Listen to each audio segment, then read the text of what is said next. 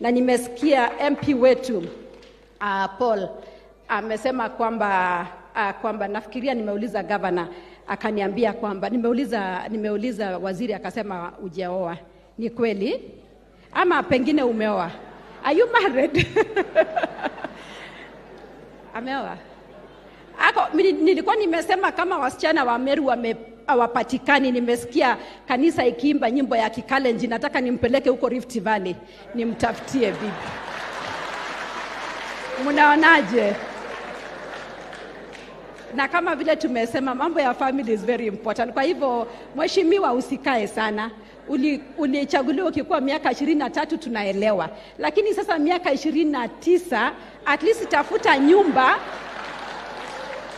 ili constituencies wako wapate mali ya kukuja. At least wakikuja waweze kupata mtu ambaye anawapikia chai. Si ni kweli?